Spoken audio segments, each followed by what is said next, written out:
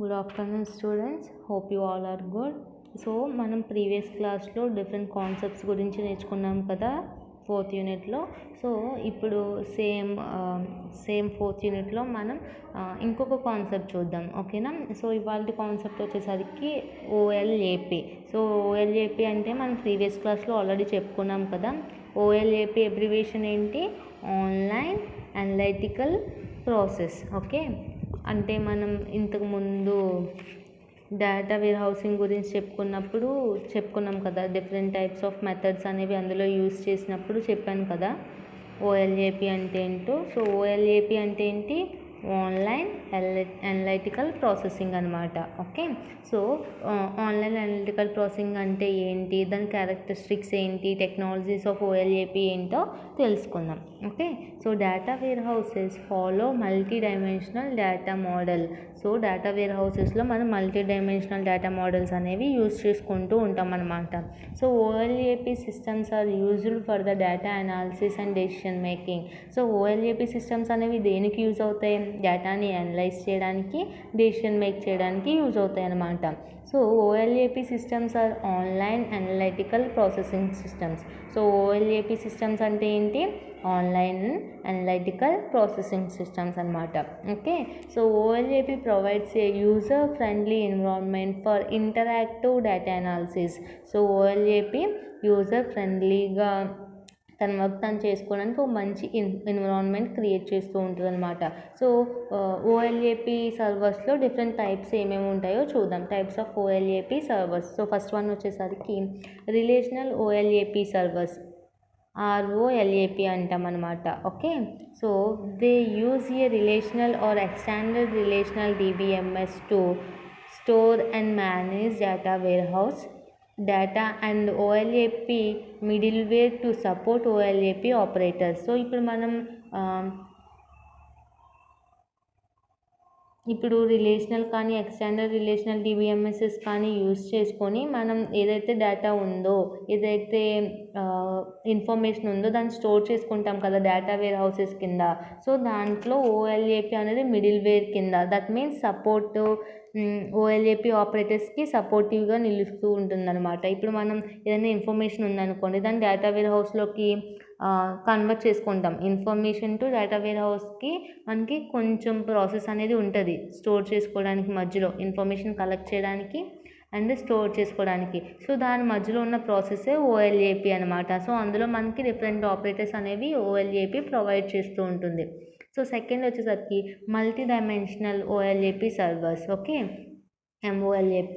So they support multi-dimensional views of data. Data cube is used to perform OLAP operations.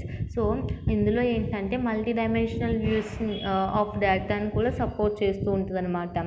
So data cube is used to perform OLAP operations. So OLAP operations perform చేయడానికి data cube అనేది use చేస్తూ ఉంటాం.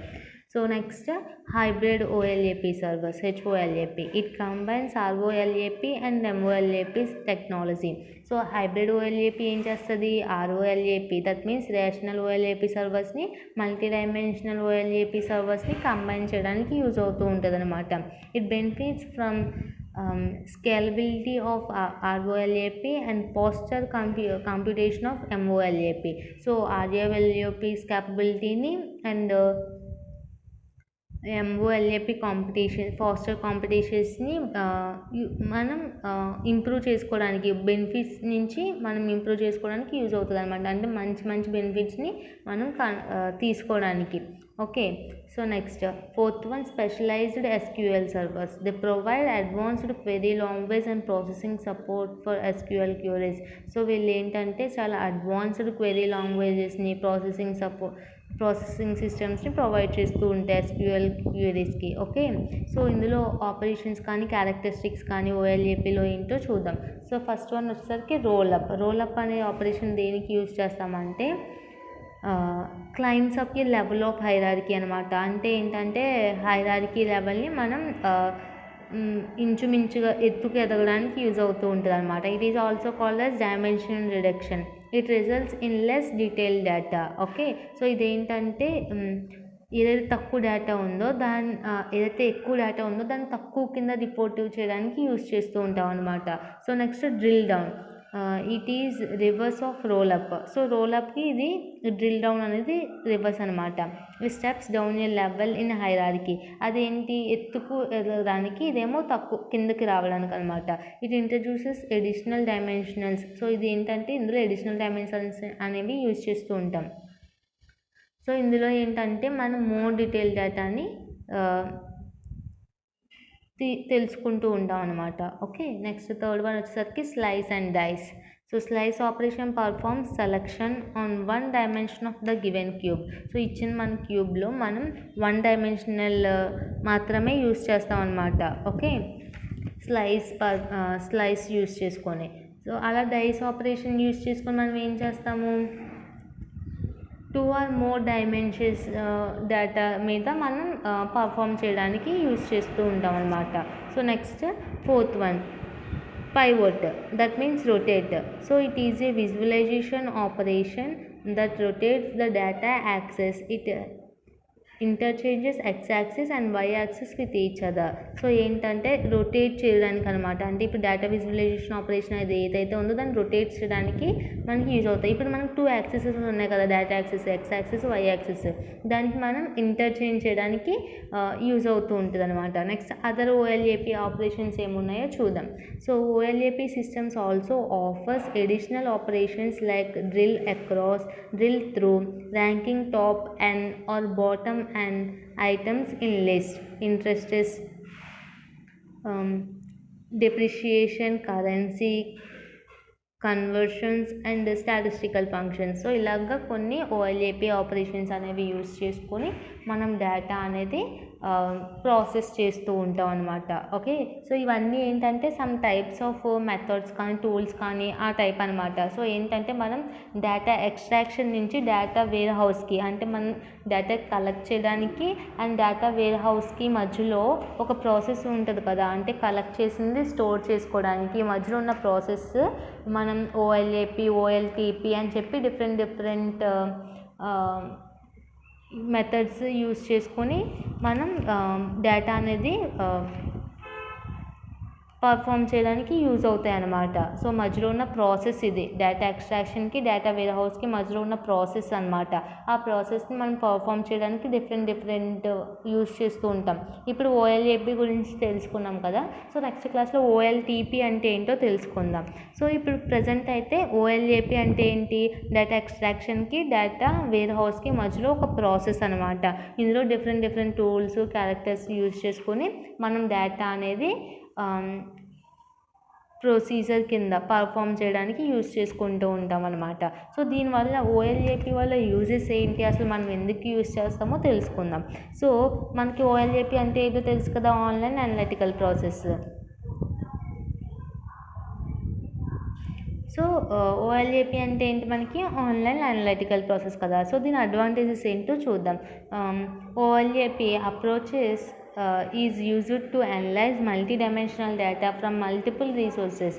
So ఇక్కడ మనం OLAP ఎందుకు use చేస్తామంటే multidimensional డేటాని, అంటే ఇప్పుడు మనం డిఫరెంట్ సోర్సెస్ నుంచి ఇన్ఫర్మేషన్ కలెక్ట్ చేస్తాం కదా, అంటే మల్టిపుల్ సోర్సెస్ నుంచి ఇన్ఫర్మేషన్ కలెక్ట్ చేస్తాం కదా. సో ఆ data A type of data అయినా సరే మనం ఆ డేటాని కలెక్ట్ చేసుకోవడానికి ఈ ఓఎల్ఏపి అనేది యూజ్ అవుతూ ఉంటుంది. ఓకేనా. Next the advantages of OLAP ఏంటో చూద్దాం. సో ఫస్ట్ వన్ వచ్చేసరికి OLAP applications are widely used by data mining techniques. So ఈ ఓఎల్ఏపి అప్లికేషన్స్ అనేవి డేటా మైనింగ్ టెక్నిక్స్కి బాగా యూజ్ అవుతూ ఉంటున్నాయి అన్నమాట. సో సెకండ్ వచ్చేసరికి OLAP databases store aggregated historical data in multi dimensional schemes. So multi dimensional స్కీమ్స్లో మనం అగ్రిగేటెడ్ హిస్టారికల్ డేటాని స్టోర్ చేయడానికి ఓఎల్ఏపి డేటాబేసెస్ అనేవి యూజ్ అవుతూ ఉంటాయి. సో నెక్స్ట్ వచ్చేసరికి for OLAP systems response time is very important. So OLAP సిస్టమ్స్లో మనకి రెస్పాన్స్ టైము బాగా ఇంపార్టెంట్ అనమాట. OLAP data comes from various OLTP online transaction processing databases. So ఈ OLAP డేటా అనేది ఎక్కడి నుంచి వస్తుంది మనకి? ఓఎల్టీపీ అంటే ఏంటంటే ఆన్లైన్ ట్రాన్సాక్షన్ ప్రాసెసింగ్ డేటాబేసెస్ నుంచి వస్తూ ఉంటుంది అనమాట. ఓకే, సో నెక్స్ట్ వచ్చేసరికి OLAP helps in planning, problem solving and decision support for data warehouse. So data warehouse అంటే ఏంటంటే మనం ఏదైతే డేటాని స్టోర్ చేయడానికి మనకి OLAP అనేది బాగా యూజ్ అవుతుంది. అంటే ఏంటంటే ఇప్పుడు స్టోర్ చేస్తూ ఉంటాం కదా, స్టోర్ చేయాలంటే ఏంటి, ఇప్పుడు డేటా అనేది మనం కలెక్ట్ చేసుకున్నాం, అది స్టోర్ చేయడానికి మధ్యలో మనం ఏం చేయాలి, ప్లానింగ్ చేయాలి, అందులో ఉన్న ప్రాబ్లమ్స్ని సాల్వ్ చేయాలి, దాని గురించి మంచి డెసిషన్ అనేది మనం మేక్ చేయాలి. ఇవన్నిటికి అంటే డేటా వేర్ హౌస్కి 3 ప్రాసెస్ చేయడానికి OLAP అనేది యూజ్ అవుతూ ఉంటుంది అనమాట. సో నెక్స్ట్ వచ్చేసరికి OLAP provides multi dimensional views of various kinds of business activities. So different kinds of business యాక్టివిటీస్లో మనకి మల్టీ డైమెన్షనల్ వ్యూస్ రావడానికి కూడా OLAP మనకి యూజ్ అవుతూ ఉంటుంది. సో లాస్ట్ వచ్చేసరికి OLAP processing depends on the amount of data involved and volume of transaction done.